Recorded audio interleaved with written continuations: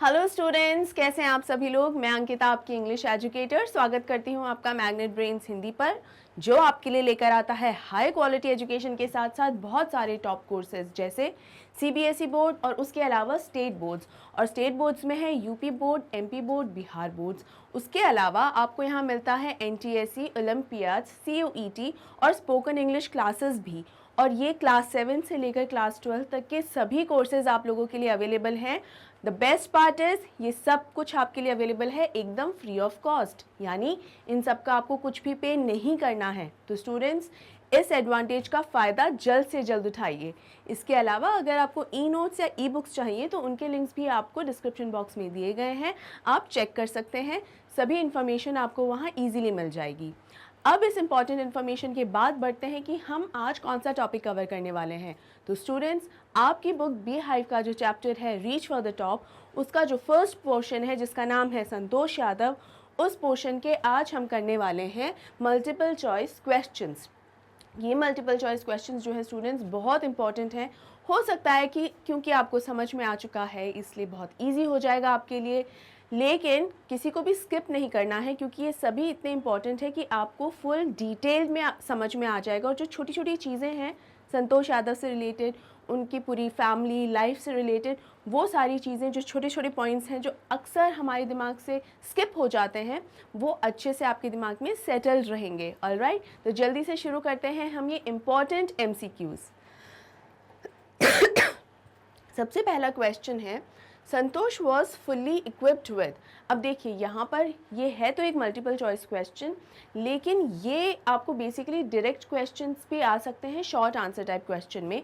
जैसे अगर आपसे पूछा जा रहा है कि संतोष जो हैं वो किस तरीके, उनका जो कैरेक्टर है या उनका जो विल पावर है वो कैसी है, किस किस्म की वो महिला रही थी। तो इस तरीके की जब क्वेश्चंस आते हैं तो आपको ये जो एमसीक्यूज़ है वहाँ हेल्प करते हैं, क्योंकि आपके सामने सभी ऑप्शंस होते हैं तो आपको पता है कौन सा ऑप्शन उसमें आएगा, सही ऑप्शन कौन सा होगा। तो it will be easier for you to answer that question, right. तो यहाँ पर पूछा गया है कौन कौन सी वो क्वालिटीज़ हैं जिससे वो इक्विप्ड थी। अब इक्विप का मतलब क्या होता है, इसका मतलब होता है कि उनमें कौन कौन सी थी जो क्वालिटीज़ वो उनमें थी, वो उनकी कौन सी ऐसी क्वालिटीज़ हैं जिसकी वजह से वो माउंट एवरेस्ट क्लाइंब कर पाई, पूरी दुनिया में अपने परिवार का और अपने देश का नाम रोशन कर पाई। तो ऑप्शंस हैं A an iron will, B physical endurance, C mental toughness या फिर डी ऑल ऑफ दीज। यानी आयरन विल का मतलब यही होता है डिटरमिन्ड होना।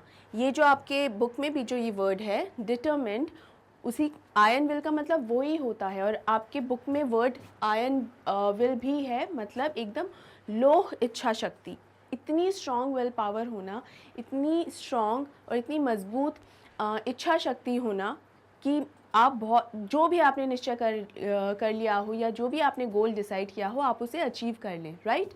तो ये सारे ऑप्शंस हैं आपके सामने। अब स्टूडेंट्स, जैसे हम हर बार करते हैं जब भी मल्टीपल चॉइस क्वेश्चंस होते हैं तो आपका काम क्या रहता है, हर क्वेश्चन का आंसर आपको लिखना है और उसके बाद आफ्टर एवरी 5 क्वेश्चंस आपको बताना है कि टोटल आपने कितने मार्क्स स्कोर किए हैं, राइट। तो इसमें से क्या होगा, ए बी सी या डी। वेल, क्या वो डिटरमिन्ड थी? यस। क्या उनमें फिजिकल एंड्योरेंस था? फिजिकल एंड्योरेंस का मतलब यहाँ पर ये है कि वो कोल्ड एल्टीट्यूड या जैसे जैसे हायर एल्टीट्यूड पे जाती हैं, ज़्यादा ऊंचाई पर जाती हैं तो वहाँ पर ऑक्सीजन की कमी हो जाती है। तो क्या उनकी बॉडी बिना बीमार हुए क्या वो सब कुछ सह सकती थी या रेजिस्ट कर सकती थी? याद है ना ये वर्ड, क्या वो फिजिकल एंड्योरेंस था उनमें? और क्या मेंटल टफनेस थी, मतलब मानसिक रूप से भी क्या वो स्ट्रॉन्ग थी, एकदम दृढ़ निश्चय कर लेने वालों में से क्या वो थी? जी हाँ, वो थी। और इसीलिए अगर ये तीनों ही वो थी तो सही ऑप्शन क्या हो जाएगा students? Option D will be the correct answer, all of these, ठीक है। तो अब अगर आपसे ये क्वेश्चन भी पूछा जाए कि write some qualities about Santosh Yadav या Santosh was fully equipped with which qualities, तो आपके पास पूरा आंसर है कि आपको क्या क्या लिखना है। ऑलराइट, चलिए बढ़ते हैं हमारे अगले क्वेश्चन पे। What has been given the credit to for Santosh birth, यानी जो संतोष का जो जन्म हुआ उसका जो क्रेडिट है वो किसे देना चाहिए? A the holy man, B the destiny, C her mother's prayers या फिर D her grandmother's wishes. यहाँ बेसिकली ये जो क्वेश्चन है वो इसलिए भी पूछा गया है क्योंकि होली मैन के बारे में इस चैप्टर में बताया गया है। होली मैन साधु, तो साधु जब आते हैं और आशीर्वाद देते हैं तो पहले किसका आशीर्वाद देते हैं? बेटे का, कि आपके घर में बेटा हो, ये आशीर्वाद दे देते हैं। जब उन्हें पता चलता है कि इस परिवार में तो बेटा नहीं चाह रहे हैं, ऑलरेडी 5 बेटे हैं, बेटी चाहते हैं, तो हम उसका आशीर्वाद देते हैं। तो साधु ने किसका आशीर्वाद दिया कि हाँ आपके घर में भी बेटी हो, ठीक है, और उनके घर में बेटी ही हुई। तो बेसिकली आपसे पूछा जा रहा है कि बेटी हुई तो किस वजह से हुई? क्या ये जो साधु था, क्या इन्होंने जो आशीर्वाद दिया, क्या वो कारण है कि बेटी घर में पैदा हुई, या ये डेस्टिनी थी, ये किस्मत थी एक, यानी बेटी को ही पैदा होना था। फ़र्क नहीं पड़ता है कि किसी ने कोई आशीर्वाद दिया या नहीं दिया, जो नियति है वही होता है, ठीक है। मतलब बच्चे के जन्म पे किसी का जोर नहीं चलता, ये जोर नहीं चल सकता कि आपने कोई जादू मंतर कर दिया या आपने कोई ब्लेसिंग्स दे दी, आशीर्वाद दे दिया, इस वजह से पहले लड़का होने वाला था लेकिन लड़की हो गई, है ना। तो नियति का खेल है पूरा। देन हर मदर्स प्रेयर्स, यानी उनकी माँ की बहुत ज़्यादा उन्होंने प्रार्थनाएं की थी माँ ने कि मुझे इस बार बेटी ही चाहिए, इसलिए मुझे बेटी ही देना प्रभु। या फिर D her grand mother's wishes, उनकी जो ग्रैंड मदर है संतोष यादव की, या दादी जो हैं, उनकी ये इच्छा थी, तो उनकी इच्छा इतनी स्ट्रॉन्ग थी कि बेटी ही हुई। इनमें से क्या रीज़न है स्टूडेंट्स? ये क्वेश्चन स्पेशली मैंने यहाँ इसलिए लेकर आया क्योंकि अक्सर स्टूडेंट्स जो हैं, जो ऑप्शन ए है उस पर टिक करते हैं कि होली मैन ने ही जो ब्लेसिंग्स दी थी उसकी वजह से ऐसा हुआ।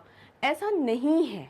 पहले तो मैं आपको इसका करेक्ट आंसर बता देती हूँ, वो है द डेस्टिनी। अब ऐसा क्यों हुआ? ये जो पूरा इंसिडेंट आपको इस चैप्टर में बताया गया है ना, होली मैन वाला, साधु वाला, आशीर्वाद वाला, वो इसलिए नहीं बताया गया है कि देखो उसके आशीर्वाद में इतना असर था कि बेटा नहीं बेटी हो, ऐसा नहीं है। ये इंसिडेंट इसलिए बताया गया है एक सोच को बताने के लिए कि वहाँ पर वो जो जिस जगह से वो आते हैं, यानी जिस क्षेत्र से ये लोग हैं, संतोष यादव और इनका परिवार जिस क्षेत्र से हैं, वहाँ पर बेटे की इच्छा कितनी ज़्यादा तीव्र होती है, कितना ज़्यादा बेटा चाहते हैं अपनी फैमिली में वो। अब भले ही 5 बेटे हो गए तो उनकी फैमिली में, लेकिन 6th चाइल्ड जब आ रहा है, 6th बेबी जब आ रहा है, तो भी सब यही सोच रहे हैं कि इन्हें तो बेटा ही चाहिए। तो हम इससे अंदाज़ा लगा सकते हैं कि उन्हें कितना ज़्यादा उस क्षेत्र में लोगों को, अपने परिवार में कितना ज़्यादा बेटे की चाह होती है, ठीक है। इसीलिए इसी चीज़ को मानकर समझकर जो ये साधु है उसने उन्हें आशीर्वाद दे दिया था। तो ये कारण है ये समझने का, ये और सबको ये समझाने का कि उस क्षेत्र की क्या मानसिकता है, क्या विचारधारा है, ठीक है। और उसके विपरीत जाके कुछ काम हुआ, ओके। वो क्या काम था कि ग्रैंड मदर ने क्या कहा कि नहीं नहीं हमें बेटा नहीं चाहिए भाई। तो ये एक विपरीत काम हुआ जो सबके लिए बहुत ही सरप्राइजिंग था, चौंका देने वाला था, ठीक है। तो ये यहाँ पर इसलिए ये इंसिडेंट है। कभी भी आंख बंद करके बस होली मैन ने आशीर्वाद दिया था इसलिए वो बेटी हुई उनके घर में, वरना तो बेटा ही होने वाला था, नहीं, ऐसा कुछ नहीं है। डेस्टिनी आंसर इसलिए है क्योंकि बेटी होना ही था, बेटी को ही होना था, इसीलिए बेटी हुई। अगर बेटे को होना होता तो कोई प्रेयर कर रहा है या कोई कुछ इच्छा कर रहा है, उससे फ़र्क नहीं पड़ता है। It is something very natural, biological, इसका कोई कुछ नहीं कर सकता, ठीक है। तो उस तरीके की विचारधारा भी दिमाग में आपको रखने की ज़रूरत नहीं है। इट्स जस्ट डेस्टिनी, फेट, किस्मत है, नियति है, ठीक है। बढ़ते हैं इसी के साथ अपने क्वेश्चन नंबर 3 की ओर। एंड होपफुली स्टूडेंट्स, आप अभी तक ऑल्दो 2 ही क्वेश्चन हुए हैं लेकिन दोनों के ही क्वेश्चंस के आंसर्स आप लोगों ने सही दिए होंगे। यदि गलत हुए हैं तो एक्सप्लेन मैं करती चल रही हूँ, होपफुली आपको समझ में आ गया होगा कि वो एक्सप्लेनेशन से कि क्यों वो आंसर सही है, right. Then the question number 3, which district of Haryana does Santosh belong? ये क्वेश्चन अक्सर एग्जाम्स में आ जाता है स्टूडेंट्स। और अगर स्पेसिफिकली ये क्वेश्चन भी नहीं आता तो जब संतोष के बारे में पूछा जाता है तो उसका आंसर लिखते समय आपको ये जिस जगह से वो आती हैं, जिस डिस्ट्रिक्ट से या जिस गांव से वो हैं, वो आपको लिखना ज़रूरी है। अब आप बताइए, यहाँ पर आपसे स्टेट, डिस्ट्रिक्ट या विलेज क्या पूछा गया है? यहाँ आपसे पूछा गया है डिस्ट्रिक्ट, तो वो किस डिस्ट्रिक्ट से आती हैं? ए भिवानी, बी महेंद्रगढ़, सी रेवाड़ी या फिर डी झज्जर। इन चारों में से कौन सी डिस्ट्रिक्ट है स्टूडेंट्स जिसमें से जो संतोष यादव जो हैं जिनका जन्म हुआ, और ये है रेवाड़ी डिस्ट्रिक्ट, यानी रेवाड़ी ही डिस्ट्रिक्ट है जहाँ पे उनका जन्म हुआ था, रेवाड़ी डिस्ट्रिक्ट के एक गांव में। अब वो गांव का नाम क्या है वो भी ज़रूर आगे क्वेश्चन में आया है, तब आप उसका आंसर भी लिखिएगा। अभी इसका आंसर जो डिस्ट्रिक्ट है वो है रेवाड़ी डिस्ट्रिक्ट। आगे बढ़ते हैं।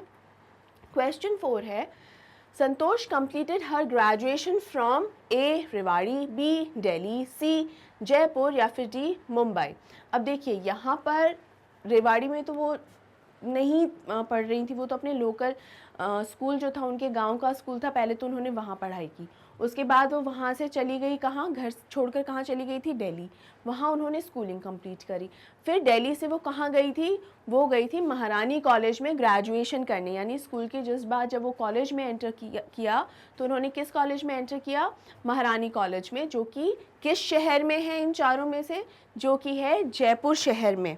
यानी option C is the correct answer. Maharani college Jaipur शहर का एक गवर्नमेंट कॉलेज है जहाँ पर इन्हें एडमिशन मिला, दाखिला मिला, और यहीं पर उन्हें कस्तूरबा हॉस्टल में एक कमरा मिल गया था और उसी कमरे से उन्हें अरावली हिल्स दिखा करते थे जहाँ वो कुछ विलेजर्स को चढ़ते उतरते देखती थी, और वहीं से उनकी माउंटेनियरिंग करने की जो क्यूरियोसिटी भी थी, इच्छा थी, वो जागी। आई होप आपने यही आंसर लिखा होगा, अगर नहीं तो अब समझ में आ गया होगा, याद हो गया होगा। अब बढ़ते हैं क्वेश्चन नंबर 5 पे, जिसे पढ़ के आपको आंसर तो देना ही है, उसके अलावा बताना है कि अभी तक आउट ऑफ 5 आपने कितने मार्क्स स्कोर किए हैं, राइट। चलिए क्वेश्चन 5 है, how does Santosh feel towards her decisions. यानी इसका मतलब है कि संतोष जो भी डिसीजंस लेती थी, फैसले लेती थी, उसके बारे में वो कैसा महसूस करती थी। अब कैसा महसूस करने का मतलब ये नहीं है कि बहुत अच्छा महसूस करती थी या बहुत खुश होती थी कि देखो मैंने डिसीजन ले लिया, या फिर बहुत दुखी होती थी कि अरे ये मैंने क्यों किया, ये डिसीजन मुझे नहीं लेना था। ये मतलब नहीं है। इसका क्या मतलब है, पहले ऑप्शंस देख लेते हैं। A sceptical, B trust, C doubtful या फिर डी डिटरमिन्ड। स्केप्टिकल का मतलब हमेशा से एक सस्पिशन होना कि ठीक है क्या, नहीं है क्या, कंफ्यूज्ड स्थिति नहीं होती है स्केप्टिकल। डाउटफुल का मतलब होता है कि वो थोड़ा सा, उन्हें एक डाउट है, वो पूरी तरीके से कॉन्फिडेंट नहीं है, पूरी तरीके से उनका कॉन्फिडेंस नहीं है, तो वो होता है डाउटफुल होना कि शायद कहीं गड़बड़ ना हो जाए। स्केप्टिकल का मतलब होता है कन्फ्यूजन भी होता है कि मैं ऐसा करूं या ना करूं। दूसरा स्केप्टिकल का मतलब एक ये होता है अरे कहीं कुछ गड़बड़ ना हो जाए।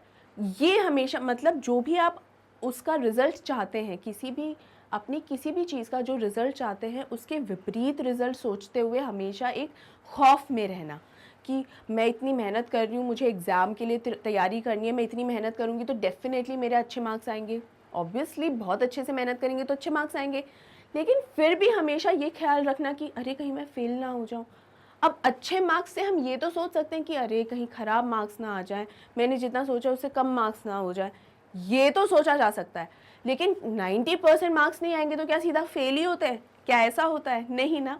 ऐसी ही सिचुएशन जब बार बार दिमाग में चलती है, एंड आई एम श्योर सभी के दिमाग में चलती होगी ड्यूरिंग एग्जाम्स, उसे ही कहते हैं स्केप्टिकल। ऑलराइट, देन ट्रस्ट, उन्हें पूरा विश्वास होता था अपने डिसीजंस पे कि मैं जो डिसीजंस ले रही हूँ वो सही ही हैं।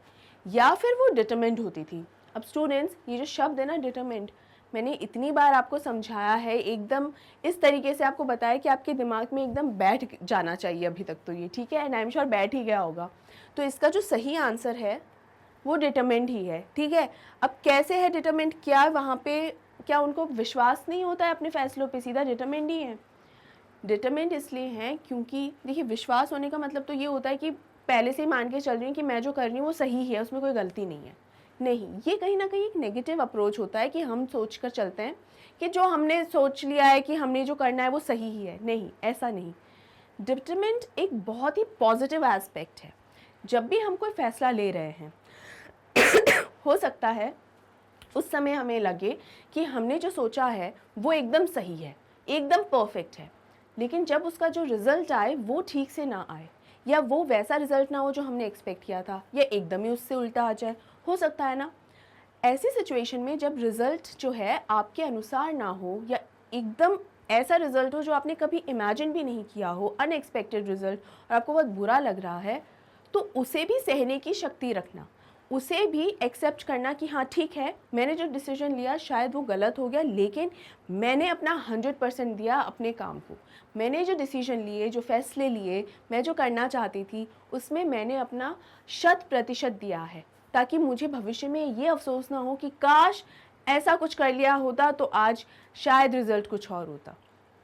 तो ऐसी एक डिटर्मिनेशन उनमें थी कि मुझे जो करना है 100% उसमें देना है, और अपने डिसीजंस को लेके वो हमेशा से डिटर्मिन थी। और स्टूडेंट्स, मैं भी चाहूँगी कि आप लोग भी इसी तरीके की जो डिटर्मिनेशन है अपने अंदर डेवलप करें, क्योंकि जब भी हम किसी भी चीज़ को लेकर डिटर्मिन्ड होते हैं तो वो अगर कहीं से गलत भी होना तो भी हम इतना ज़्यादा स्ट्रांगली उसके लिए बिहेव करना शुरू कर देते हैं कि वो अपने आप सही हो जाती हैं वो चीज़ें। ये फिर से मैं कहूँगी कि कोई जादू या कोई मैजिक नहीं है, ये सिर्फ अप्रोच होती है।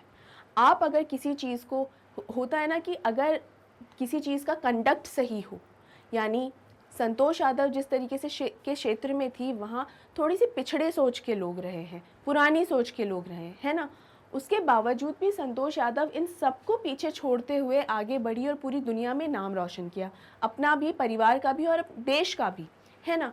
तो इसका मतलब ये होता है कि उस समय सब उनके खिलाफत में थे, लेकिन जैसे ही उनकी जो डिटर्मिनेशन है उसके साथ जब वो आगे बढ़ी और उन्होंने वही गोल अचीव किया जो वो चाहती थी अचीव करना, तो जो लोग उनके खिलाफत में थे वो भी उनके साथ आकर खड़े हो गए कि हाँ ये बिल्कुल सही है, जो भी उन्होंने किया वो बिल्कुल सही है। तो आपको काफ़ी स्ट्रगल करना पड़ता है, फाइट करना पड़ता है चीज़ों के लिए। तो अगर डिटर्मिनेशन है ना तो आपको रुकना नहीं है, और वो भी सही तरीके से आगे बढ़ना है। लड़ाई झगड़ा ये सब नहीं, इन्होंने भी कोई लड़ाई झगड़े नहीं किए थे, बहुत सही तरीके से इन्होंने एक सही अप्रोच के साथ ये आगे बढ़ी थी। तो आई होप स्टूडेंट्स ये आपको समझ में आ गया होगा कि डिटर्मिनेशन का यहाँ पे क्यों आया है। उसके अलावा ये तरीके के क्वेश्चंस जो है शॉर्ट आंसर और लॉन्ग आंसर दोनों तरीके के में क्वेश्चंस में आ सकते हैं। तो अब आपको अच्छे से पता है कि अगर लॉन्ग आंसर टाइप में भी ये क्वेश्चन आ गया तो उसका आंसर आपको कैसे करना है, राइट। चलिए, ये हो गया है हमारा फर्स्ट सेट ऑफ 5। बढ़ते हैं नेक्स्ट सेट ऑफ 5 में और वहाँ देखते हैं आप कितने मार्क्स अचीव करेंगे। क्वेश्चन 6 है, for what did Santosh train herself इन उत्तरकाशी, यानी वो जब उत्तरकाशी में गई थी तो किस चीज़ की ट्रेनिंग के लिए गई थी। स्टूडेंट्स, ये बहुत इजी है। वो ट्रेनिंग के लिए, कौन सी ट्रेनिंग के लिए गई थी? माउंटेनियरिंग के लिए। क्या एक्टिंग सीखना था, स्विमिंग सीखना था, स्केटिंग, ये सब क्या उनको सीखना था, ये सब क्या उन्हें करना था? उनको मेजरली उनको जो करना था माउंटेनियरिंग। अब हो सकता है कि माउंटेनियरिंग के लिए जो अपनी फ़िज़िकल स्ट्रेंथ बढ़ानी होती है तो उसमें बहुत तरीके की एक्सरसाइजेज होती हैं, और हो सकता है उसमें से एक एक्सरसाइज स्विमिंग भी शामिल हो, राइट। ये हो सकता है, लेकिन ये सब कुछ वो किसके लिए कर रही हैं? माउंटेनियरिंग के लिए। तो उनकी जो मेन ट्रेनिंग थी जिसके लिए वो कहाँ गई थी? उत्तरकाशी। किस इंस्टीट्यूट में students? Nehru institute of mountaineering में वहाँ गई थी अपनी ट्रेनिंग कंप्लीट करने के लिए। It was a very easy question and simplest answer, right. Question 7 है, इन विच सोसाइटी वॉज संतोष बॉर्न। ये पूछा गया है उस समाज के लिए, उस क्षेत्र के लिए जहाँ संतोष यादव का जन्म हुआ था। ऑप्शंस हैं, where the birth of a son was a blessing. वो एक ऐसे समाज में पैदा हुई थी जहाँ पर बेटे का जन्म जो है वो एक ब्लेसिंग हुआ करता था। ब्लेसिंग का मतलब आशीर्वाद। हुआ करता था नहीं, हुआ करता है, ठीक है, कि जहाँ पर बेटे का जो जन्म है वो एक आशीर्वाद के रूप में समझा जाता है और उसको सेलिब्रेट किया जाता है घर में।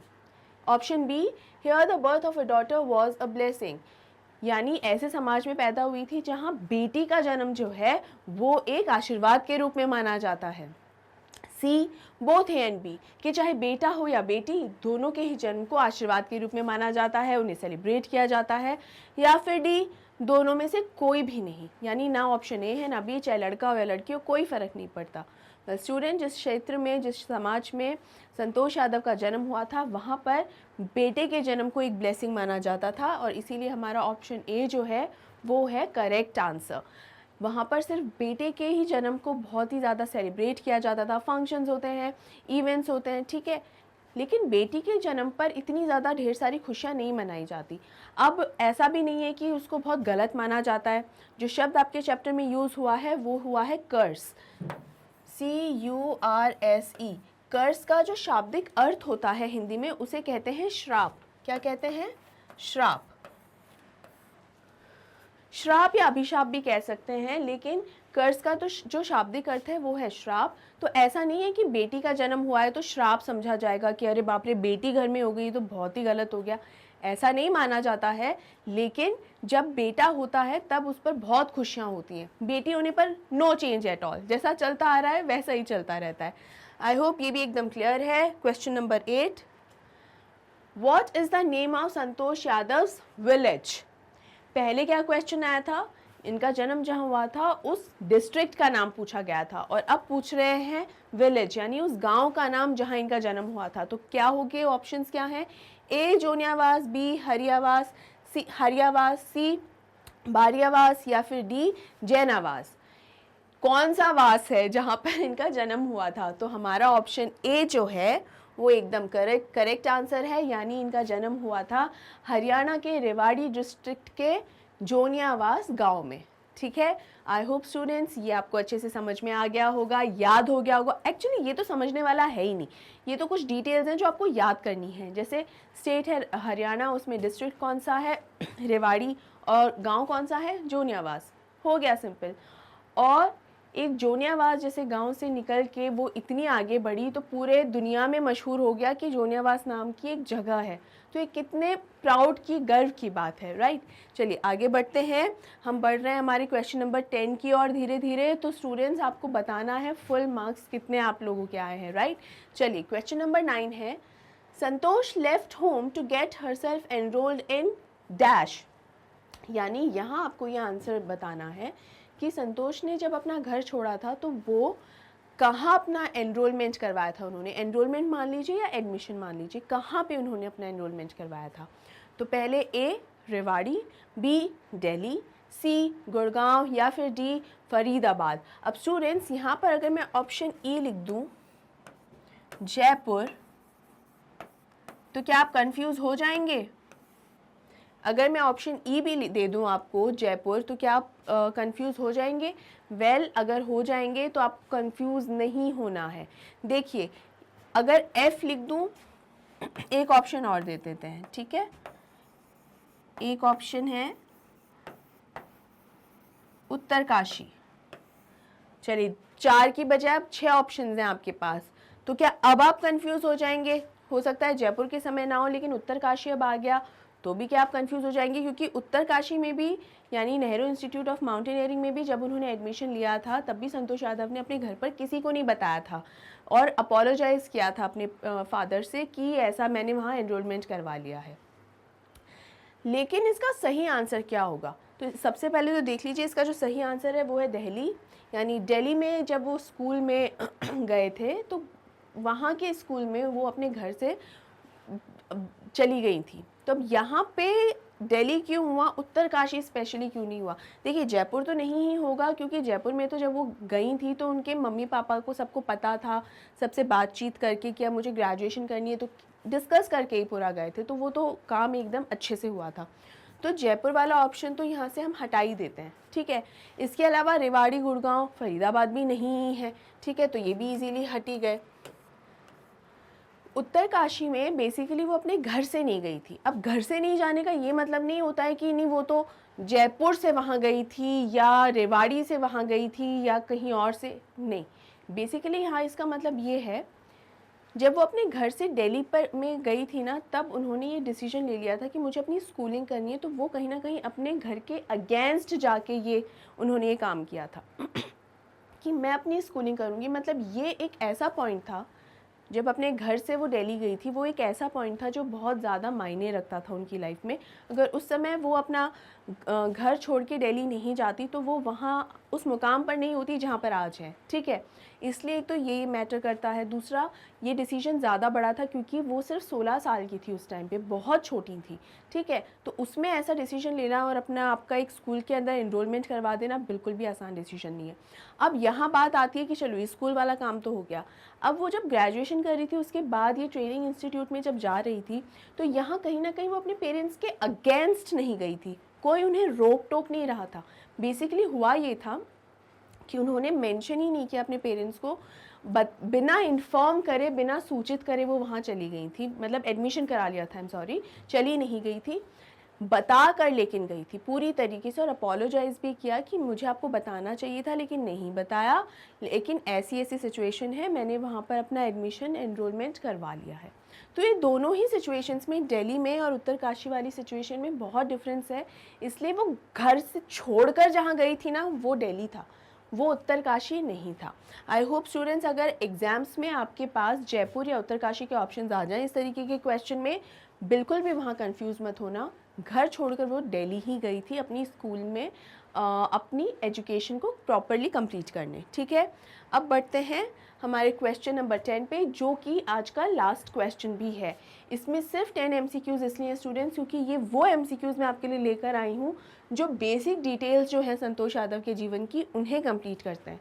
अगर आप देखें तो ये जो छोटी छोटी डिटेल्स है ना, ये बहुत ही, इनको अक्सर हम स्किप कर देते हैं क्योंकि हम सोचते हैं ये इंपॉर्टेंस नहीं रखती हैं, हमको याद हो जाएंगी, लेकिन ये वो वाली डिटेल से जुड़े हुए क्वेश्चंस थे जो अक्सर हमें अपना पूरा शॉर्ट आंसर हो या लॉन्ग आंसर हो, वो आंसर्स फ्रेम करने में हेल्प करते हैं। तो वो वाले MCQs रहे हैं ये सारे, तो उस तरीके से आप इनको समझिएगा। तो ये यहाँ पर जो लास्ट क्वेश्चन है, इसके बाद आपको ये भी बताना है कि आउट ऑफ 10 क्वेश्चंस आपने कितने मार्क्स अचीव करे हैं, राइट।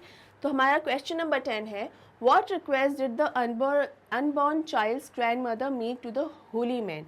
यानी अनबॉर्न चाइल्ड यानी वो बच्चा जो अभी तक जन्मा नहीं है, अभी तक पैदा नहीं हुआ है, ठीक है, उसकी जो दादी हैं, अब यहाँ अनबॉर्न चाइल्ड कौन है, वो है संतोष यादव, ठीक है। तो उनकी जो दादी हैं उन्होंने क्या कहा संतोष यादव और इनकी जो दादी हैं उन्होंने होली मैन जो साधु है उससे क्या रिक्वेस्ट की थी, क्या उनसे कहा कि क्या चाहिए या क्या नहीं चाहिए। तो उनके ये जो ऑप्शंस हैं वो है ए, ब्लेसिंग फॉर अ सन, उन्होंने उनसे आशीर्वाद मांगा कि घर में एक बेटा हो। बी, ब्लेसिंग फॉर मनी, आशीर्वाद मांगा कि बहुत पैसा आए। सी, ब्लेसिंग फॉर मिल्क, कि हमारे घर में दूध धन धान्य हो। या फिर D, blessing for a daughter. ये 4 ऑप्शन है स्टूडेंट्स। तो क्या उन्होंने बेटे मनी बेटा पैसा या दूध धन धान्य इनकी क्या ब्लेसिंग मांगी थी? जी नहीं, उन्होंने मांगा था कि उनके घर में अब एक बेटी हो। तो ये है करेक्ट ऑप्शन। आई होप आपको ये अच्छे से समझ में आ गया होगा, याद हो गया होगा और आपने भी इसी आंसर को टिक किया होगा। अगर नहीं तो एक्सप्लेनेशंस में आपको हर एक क्वेश्चन के हर ऑप्शन के दे चुकी हूँ कि वो आंसर है तो वो क्यों है, और आपको ये सभी इन्फॉर्मेशन जो है स्टूडेंट्स स्पेशली आपके शॉर्ट आंसर लॉन्ग आंसर में हेल्प करेगी। ठीक है, यहाँ पर हमारा ये जो MCQs का वीडियो है एंड होता है। अगर आपको कोई भी डाउट है आप कमेंट सेक्शन में हमेशा की तरह कमेंट करके मुझसे पूछ सकते हैं। I will be happy to help you out, right.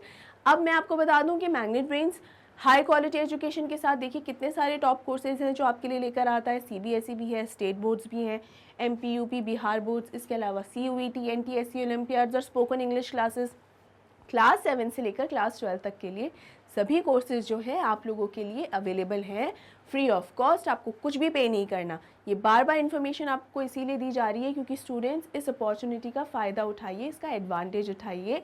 आपके एग्ज़ाम से आपको बहुत मदद मिलेगी। और ई नोट्स और ई बुक्स के लिए आपको लिंक्स जो हैं डिस्क्रिप्शन बॉक्स में दिए गए हैं, आप वहाँ पर सारी इन्फॉर्मेशन पा सकते हैं। इसके अलावा अगर आपको वीडियोस चाहिए तो www.magnetbrains.com पर भी आपको सभी के सभी वीडियोस जो हैं इजीली मिल जाएंगे, वहाँ पर भी अवेलेबल है, राइट। इसके अलावा आप हमें फॉलो कर सकते हैं इंस्टाग्राम, टेलीग्राम, फेसबुक और ट्विटर पे। वहाँ पर आपको सारी लेटेस्ट अपडेट्स सब कुछ इजीली वहाँ पर अवेलेबल है, मिल जाएगा। ओके, अब अगर आपने मैग्नेट ब्रेन्स हिंदी को सब्सक्राइब नहीं किया है तो अभी इसी वक्त उसे सब्सक्राइब कीजिए। ये वीडियो को लाइक तो करना ही है, ज़्यादा से ज़्यादा शेयर भी कीजिए। अपनी तैयारी मेरे साथ पक्की रखिए, अपना ध्यान रखिए। Take care, see you soon and thank you so much.